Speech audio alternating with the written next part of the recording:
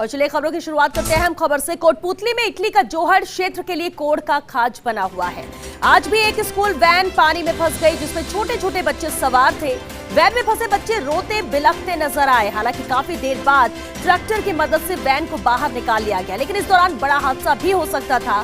कोटपूतली के ऊपर कलंक जैसे जोहड़ का हल न सरकारी नुमाइंदों के पास है और न ही जनप्रतिनिधियों के पास। कहने को तो नगर पालिका की ओर से इस पर करोड़ों रुपए खर्च किए जा चुके हैं, लेकिन धरातल पर नतीजा कुछ नहीं निकला है। जोहड़ का पानी अपनी सीमा को पार करता हुआ आसपास के घरों और आम रास्तों पर भी आ गया है। ऐसे में आम लोगों का इस पानी के बीच से गुजरना बहुत मुश्किल हो रहा है।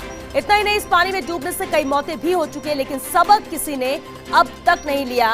और जोहड़ किस तरह से हजारों लोगों के लिए परेशानी बन रहा है, ये तस्वीरें आप देख सकते हैं। जब आज छोटे छोटे बच्चों की स्कूल वैन इस जोहड़ में फंस गई। बड़ी मुश्किल से ट्रैक्टर की सहायता से इस वैन को बाहर निकाला जा सका है। बच्चे वैन में रोते बिलखते रहे, परेशान होते रहे, लेकिन कहीं से कोई रास्ता निकलने का नहीं था। एक बड़ा हादसा हो सकता था। और ऐसे में फर्स्ट इंडिया के भी कुछ अहम सवाल हैं।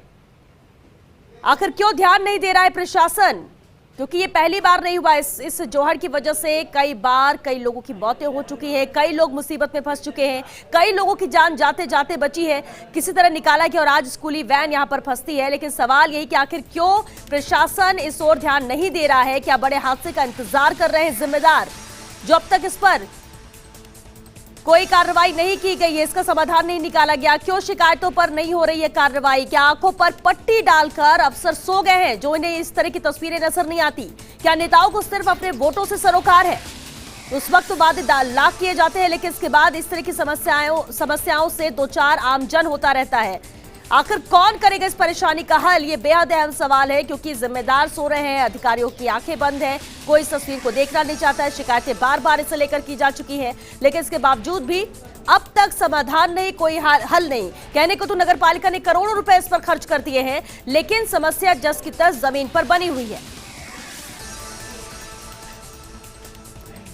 और स्थानीय संवाददाता अनिल शर्मा हमारे साथ जुड़ चुके हैं। अनिल, ये पहली बार नहीं है, कई बार इस तरह की तस्वीरें आई हैं। यहाँ इस जोहड़ से लोगों को समस्याएं होती, समाधान अब तक क्यों नहीं हुआ?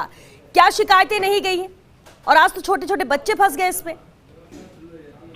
जी श्वेता, अगर बात करें अगर इस जोहड़ की, तो ये लगभग 15 साल पुरानी कोटपूतली के लिए बीमारी है, या यूं कहें हम, ये जोहड़ कोटपूतली के लिए कलंक है, जिसको ना तो सरकारी नुमाइंदे हटा पाए हैं, ना यहाँ के जनप्रतिनिधि इनको हटाया है। तो कई बार धरना प्रदर्शन हुए, लोगों के घरों में ये जोहड़ का पानी जा रहा है, दीवारें गिर चुकी हैं कई मकानों की, लेकिन इनकी ओर ध्यान नहीं दिया गया। और ये जिस तरह से जोहड़ का पानी फैल के कॉलोनियों में जा रहा है, सड़कों को अपनी आगोश में ले लिया, लेकिन हमेशा आश्वासन मिलता है कर रहे हैं। और नगर पालिका वैसे तो अगर कागजों में देखे तो करोड़ों रुपए प्रोजेक्ट के लिए खर्च। अनिल, सवाल तो ये उठता है कि कागजों में करोड़ों खर्च हो गए इस पर, और जमीनी स्तर पर देखा जाए तो कोई काम नहीं हुआ, यानी घोटाला ही हुआ है, कुछ हुआ नहीं है। कार्रवाई की क्यों नहीं गई शिकायतों के बाद? और अधिकारी कहते क्या है, जरा वो भी बताइए। जी, अधिकारियों की बात करें तो हमेशा जितने यहाँ पे जो 7-7 दिन तक लगातार धरने दिए गए, तो अधिकारी से वो सिर्फ ये कहते हैं कि भाई कर रहे हैं, हो रहा है, पानी निकाल रहे हैं जोहड़ का, लेकिन जो ग्राउंड लेवल पे कुछ नहीं होता। और स्थानीय लोगों का क्या कहना है अनिल इसे लेकर? शिकायतें तो वो बार बार कर रहे हैं, अधिकारी भी सिर्फ आश्वासन दे रहे हैं, और जैसा कि आप कह रहे हैं 15 साल से ये ऐसा ही बना हुआ है, समस्या जस की तस है।